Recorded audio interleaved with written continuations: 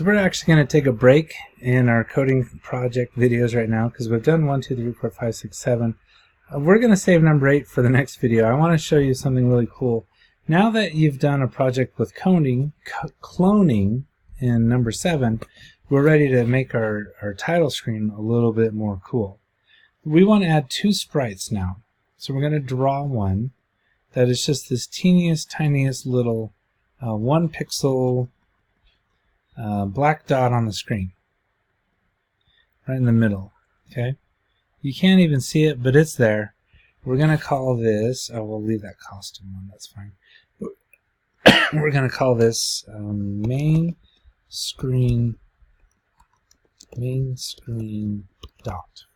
Alright, and then we're going to add another star again, this one, and on the costume on this one, I think I want to, because the yellow is a little distracting, let's make that just white, okay, for the yellow. So now I have a white star, a black border, and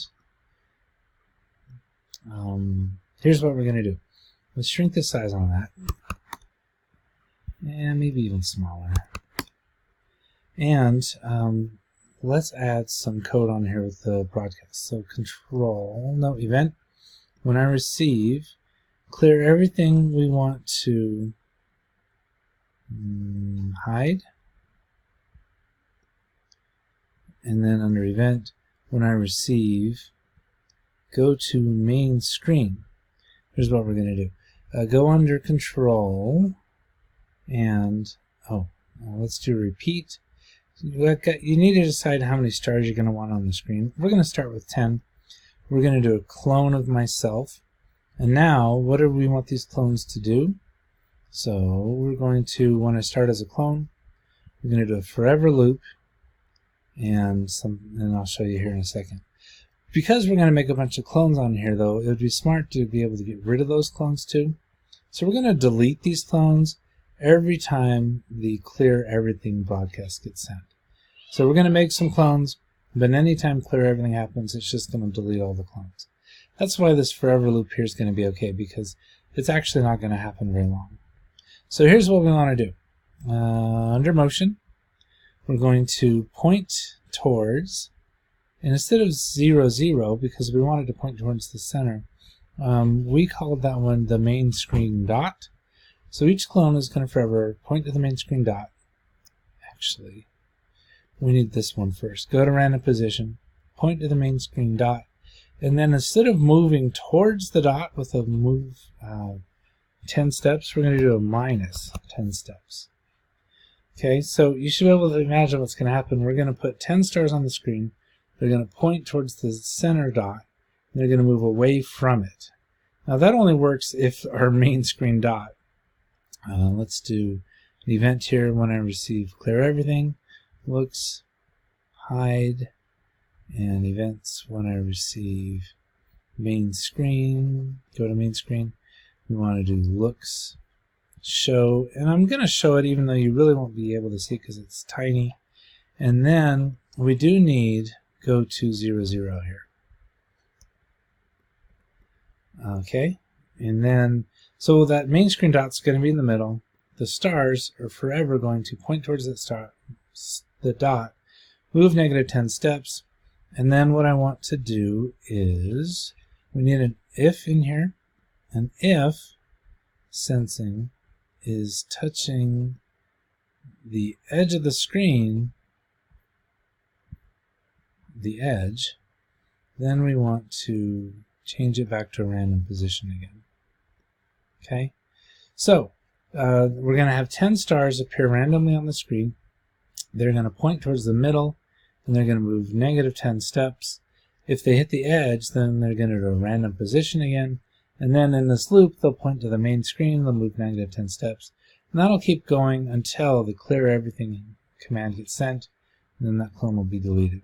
There's one last thing though, because we don't actually want these on top of our buttons.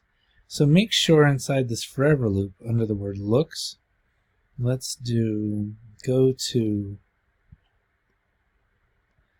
Oh, not there. It needs to be inside the forever loop.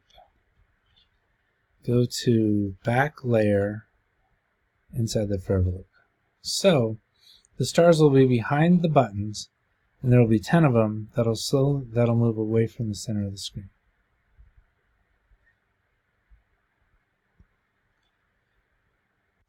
Now you notice when I hit that green flag, nothing actually happened. If you come back to the backdrop, what we probably need to do is when the green flag is, oh no, it's right there. Go to main screen. Come back to the star. Yeah, here's the problem. See how here it says hide? We didn't ever put in a show. So let's do that right when the clones are created to turn visible. So let's kill that and start it again. There we go.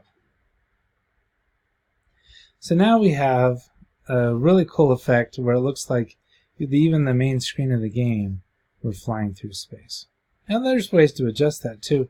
Maybe moving 10 steps is too fast, so you could change that to a 5. Maybe you could do that instead of 10 times, you could do 100 stars. And that looks pretty cool.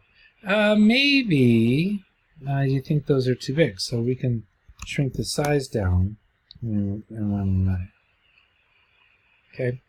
I think maybe 100 is a bit too much, so I'm going to change that to a 60 and then run it again. You'll notice too when we run the program, the stars still work pretty well. It kills all of the clones when it hits clear everything, but when you go on the main screen, it makes the 60 clones again. So here's a fun challenge for you though. Once you've got this added to the program, you could make a variable. Ooh, I'm going to show you this one real quick. Maybe I'll show you. I wasn't going to show you. Let me show you this one. We're going to make a variable called star speed, but we're going to do it for this sprite only. So what that means is each one of these clones is going to have its own data in that variable. And so when I start as clone, let's set star speed to a random number between -100 and 0. And instead of moving -5 steps, we're going to do this star speed variable. Okay. What this will mean is some of these stars will go really fast, some of them will go really slow, and some of them will actually not move at all because that one right there is set to a 0. Okay. Maybe -100 is too fast though. Maybe -15 and -1 because we do want all of them to move. But do you see how they move at different speeds now? That's because we set this star speed variable to be different for each sprite, and the clones keep track of what that is. And when the clone is created, it sets the speed for that variable. We should show you real quick what happens if you do positive numbers here. If you change that from 15 to 1, it's going to be a little weird because it's going to all point towards the center of the screen, and that's really not what you want. And so -15, -1, and now it looks pretty good. All right, that's the end of this one. Hope you add that to your project. I think that's a fun way to do it. Another thing you could do too, I set a variable for the speed. You could set a variable for the size too, right? So, let's just do it. Let's do it. So we want the stars to seem like they're getting bigger as they get closer to the edge of the screen. So when I start as a clone, let's do looks, set size to 20%. We probably don't need to put it there, but let's do it anyways. And then each time in this loop, we're going to change the size by 1. And then when it hits the edge, we need to set the size back to 20. Do you see how now the stars not only get faster as they move to the edge, or no, they have different speeds, but now they also get bigger as they get closer to the edge. Now you may decide you don't like that effect. That's okay.